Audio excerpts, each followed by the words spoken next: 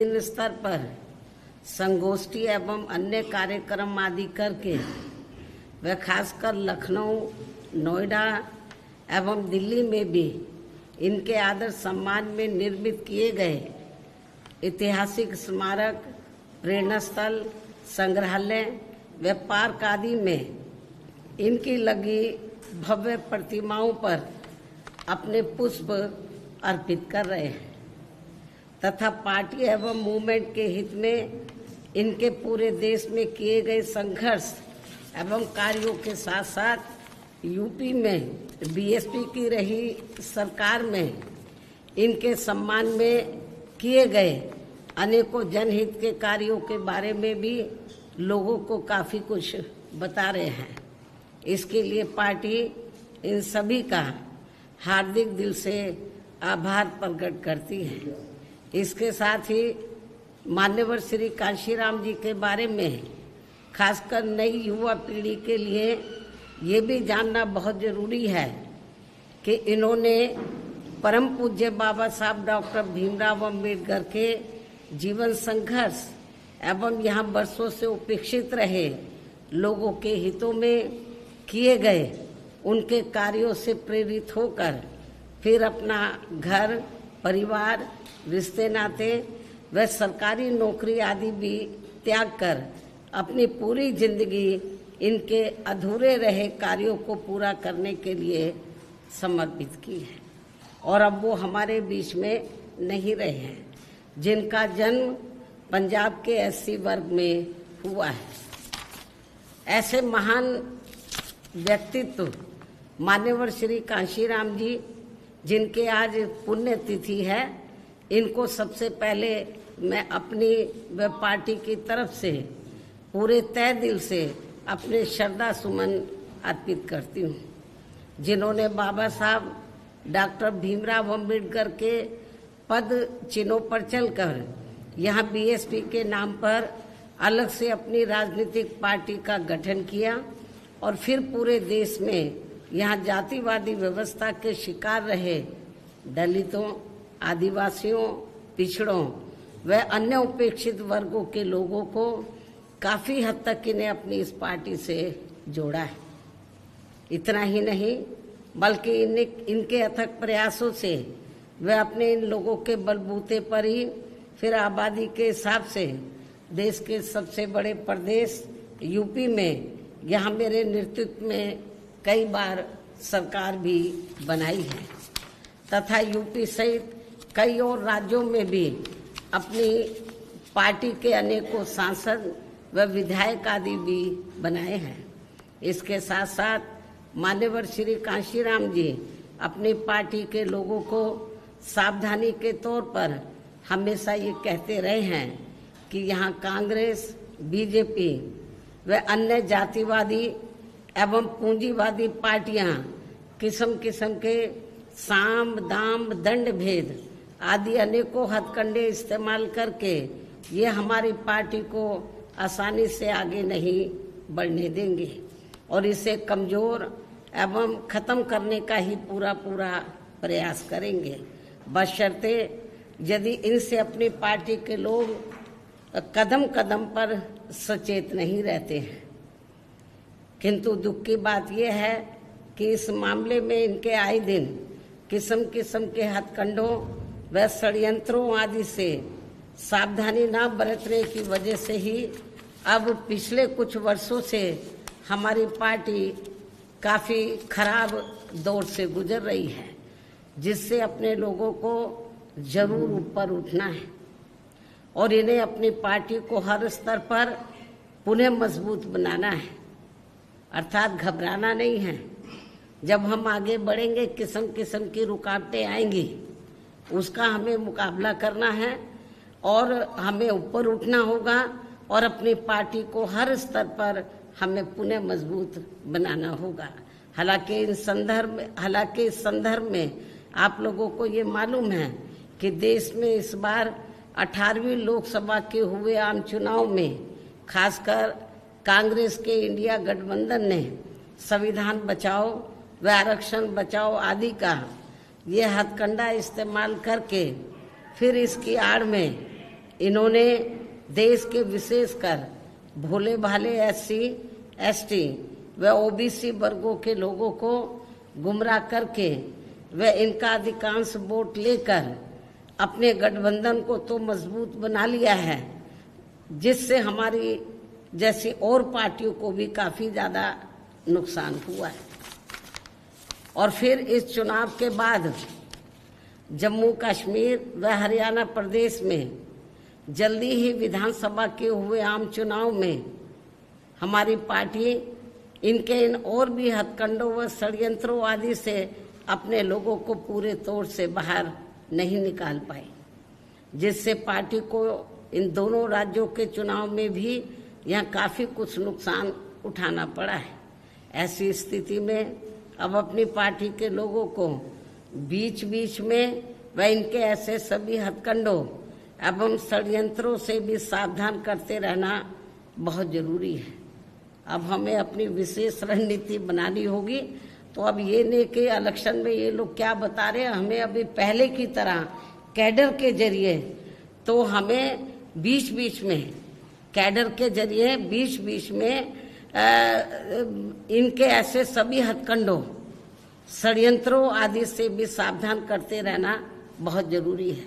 जैसे हमारी पार्टी पहले करती थी, वैसे हमें फिर से पुनः यह अभियान शुरू करना होगा, तभी फिर हमारी पार्टी आगे चलकर पुनः बेहतर स्थिति में आ सकती है, जो ये अपनी पार्टी व मूवमेंट के हित में बहुत जरूरी भी है। ऐसा किए जाने पर ही फिर इस बार यही मान्यवर श्री कांशीराम जी के प्रति अपनी पार्टी के लोगों की सच्ची श्रद्धा भी होगी। इस उम्मीद व भरोसे के साथ ही अब मैं अपनी बात यहीं समाप्त करूं, लेकिन इससे पहले कल जम्मू कश्मीर व हरियाणा प्रदेश में विधानसभा चुनाव के आए नतीजों में हमारी पार्टी की जो स्थिति रही है, तो उसके बारे में मैं ये कहना चाहूँगी कि हरियाणा कृषि प्रधान प्रदेश है। यहाँ कृषि से जुड़े खासकर जाट समाज के लोग बीजेपी की केंद्र व राज्य सरकार की भी किसान विरोधी रही नीतियों व कार्यशैली आदि से कतई भी खुश नहीं रहे हैं और अभी भी खुश नहीं हैं, जिसकी खास वजह से ही बीजेपी को सत्ता में आने से रोकने के लिए इस बार जाट समाज का अधिकांश वोट कांग्रेस पार्टी को ही चला गया, जिससे फिर इनेलो व बीएसपी के बने गठबंधन को भी इस समाज का वोट एक आधी सीट को छोड़कर लगभग ना के बराबर ही मिला है। लेकिन इनकी जातिवादी मानसिकता की वजह से जाट समाज का वोट बीएसपी उम्मीदवारों को तो बिल्कुल भी नहीं मिला है, जबकि बीएसपी का दलित बेस वोट पूरा का पूरा इनेलो के उम्मीदवारों को ट्रांसफर हुआ है। इतना ही नहीं बल्कि श्री चौटाला परिवार से जुड़ा जाट समाज का भी वोट इनमें आपस में फूट होने की वजह से फिर इसका भी ज्यादातर लाभ बीजेपी को ही मिल गया है। वहीं दूसरी तरफ गैर जाट समाज का वोट भी इनकी इस लड़ाई में अधिकांश बीजेपी को ही चला गया, जिससे यहाँ बीजेपी को फिर से अपनी सरकार बनाने का मौका मिल गया है। कहने का तात्पर्य यह है कि इस बार हरियाणा प्रदेश का ये चुनाव जाट व गैर जाट समाज में ही बंटकर रह गया और इन सबसे फिर बीएसपी को काफी नुकसान हुआ है। हालांकि बीएसपी के लोगों ने अपने उम्मीदवारों को जिताने में कोई कसर नहीं छोड़ी है और इस मामले में जम्मू कश्मीर के पार्टी के लोग भी ऊपर वैली में कश्मीर वगैरह वहाँ तो नहीं पहुँच सके, लेकिन जो नीचे जो जम्मू का एरिया थोड़ा सेफ है, सुरक्षित है, तो वो 25-30 सीटों पर हमारे लोगों ने हमारे लोगों ने बहुत प्रयास किया कि पार्टी की बात आगे बढ़े और हमने कुछ कैंडिडेट भी खड़े किए जम्मू रीजन में और वहाँ पर हमारे लोगों को वोट पड़ा है। सीट तो नहीं निकाल पाए, कुछ सीटों पर अच्छा खासा वोट मिला है।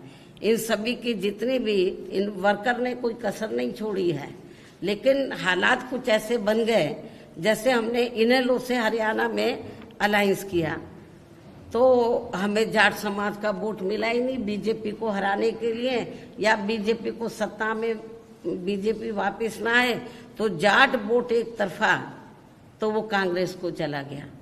तो बीएसपी के कैंडिडेट को केवल दलितों का वोट ही पड़ के रह गया। यदि वो थोड़ा वोट भी हमें 2-3% मिल जाता तो हमारी कुछ सीटें जरूर निकल आती, लेकिन जाट समाज का वोट वो बीजेपी को सत्ता में आने से रोकने के लिए वो कांग्रेस को चला गया। और वैसे भी जैसे उत्तर प्रदेश में जाट समाज की जो मानसिकता है वो काफी हद तक बीएसपी की वजह से बदली है। उनकी जातिवादी सोच काफी उत्तर प्रदेश में जाट समाज की बदली है, लेकिन अभी हरियाणा में नहीं बदली है। तो उनकी जो मानसिकता है दलितों के मामले में तो वो भी अभी पूरे तौर से परिवर्तित नहीं हुई है। और यूपी में हुई है, हमारे एमएलए भी बने हैं। और जब मेरी सरकार बनी 2007 में पूर्ण बहुमत की तो वहां पर हमने जाट समाज के कई लोगों को मंत्री आदि भी बनाया है। तो हमें यूपी की तरह अभी इनकी मानसिकता को हरियाणा में बदलना होगा, जो अभी पूरे तौर से नहीं बदली है। तो लेकिन इसके बावजूद भी हमारे लोग मैदान में डटे रहे और उन्होंने प्रयास किया कि अपनी पार्टी के कैंडिडेट जीतें, अच्छा वोट पड़े। इसके लिए मैं जम्मू कश्मीर व हरियाणा प्रदेश में जो पार्टी के लोग हैं उनकी मैं बहुत बहुत आभारी हूँ। इसके साथ ही यहाँ मैं ये भी बताना चाहती हूँ, ऐसी ये स्थिति जो अभी आई है खास तौर से हरियाणा में, ऐसी ये स्थिति आगे भी पैदा हो सकती है। इसलिए अभी से ही हमें या अपनी रणनीति में भी अब हमें थोड़ा बदलाव करना होगा। क्या करेंगे वक्त आने पर आप लोगों को बता दिया जाएगा। इस प्रकार से इन सब बातों को ध्यान में रखकर अब हमें दिल्ली में यहाँ जल्दी ही होने वाले, महाराष्ट्र में भी होंगे वैसे तो चुनाव और झारखंड में भी होंगे, हम इन तीनों स्थानों पर चुनाव लड़ेगी हमारी पार्टी। तो खास तौर से क्योंकि मैं दिल्ली में प्रेस ले रही हूँ और यहाँ पर मैं आप लोगों के बीच में हूँ, मान्यवर श्री कांशीराम जी को मैं अपने श्रद्धा सुमन अर्पित करने आई हूँ, क्योंकि यहाँ मान्यवर कांशीराम जी की अस्थियां हैं। उनके आदर सम्मान में यादगार में ये स्थल बना हुआ है। तो जब मैं दिल्ली में रहती हूँ तो मैं यहाँ जरूर आती हूँ। तो इसलिए जब मैं इधर आई हूँ तो मैंने सोचा मीडिया के लोगों से बहुत दिन से बात भी नहीं हुई है, तो दिल्ली के मीडिया के लोग नाराज ना हो जाए कि बहन जी हमें महत्व नहीं देती है। तो मान्यवर श्री कांशीराम जी की पुण्यतिथि के मौके पर तो मैंने सोचा कि मैं आप लोगों को अपनी बाइट दे दूं इस मौके पर और आप लोगों से मिल भी लूं।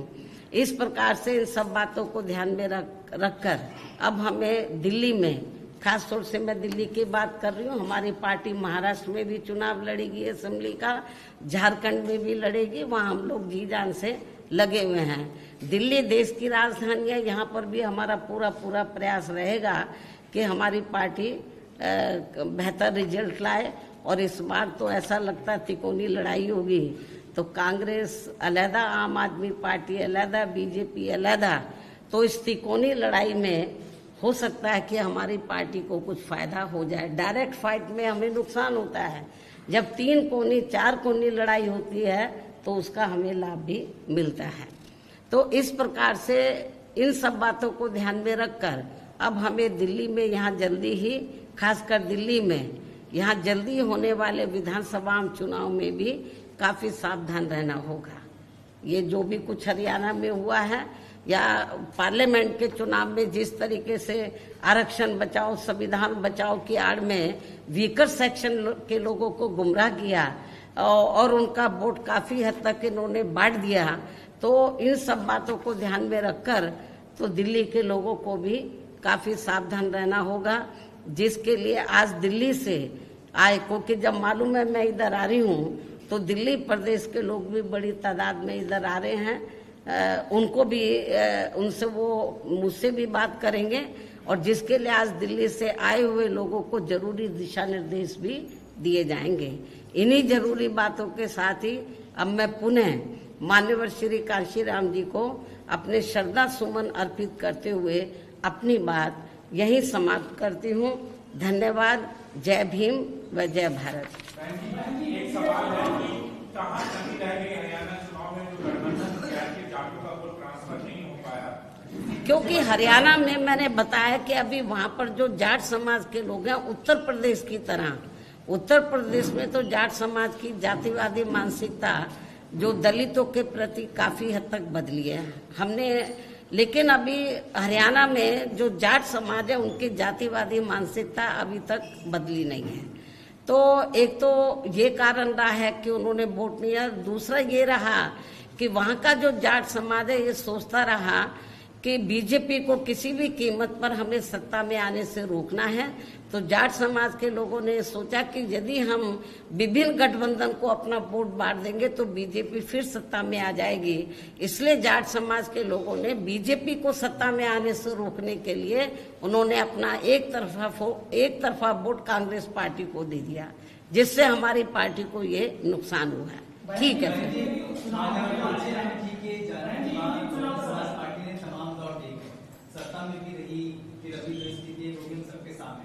पिछले दिनों आपने अपना एक दुख जताया था कि जो हमारे समाज के लोग हैं, जाटो समाज के लोग, उन लोगों ने आप पूरे दलित समाज की बात करो ना, वो कांग्रेस के बहकाव में आ गए और समर्थन, लेकिन अब नहीं आएंगे। लेकिन उनको क्योंकि समय बहुत कम था, उस समय लोकसभा चुनाव डिक्लेयर हो गया था, इन्होंने ऐसी नोटंकी की, नाटकबाजी की कि हमारे लोग गुमराह हो गए। अब नहीं होंगे।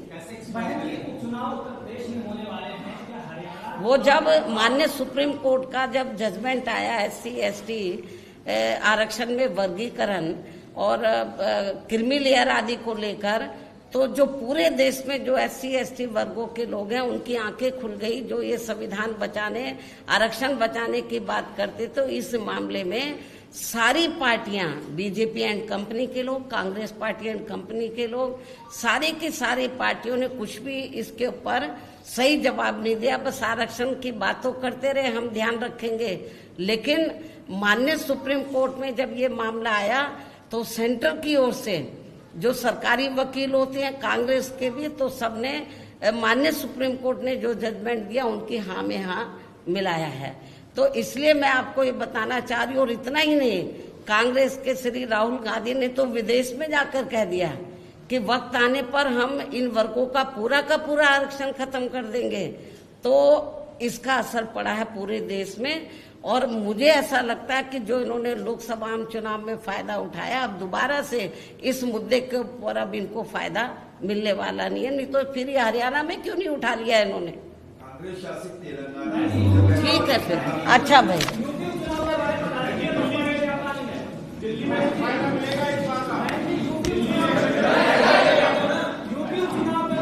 यूपी में जो 10 सीटों पर विधानसभा के बाई इलेक्शन हो रहे, हमारी पार्टी 10 सीटों पर अकेले अपने बलबूते पर ये चुनाव लड़ेगी।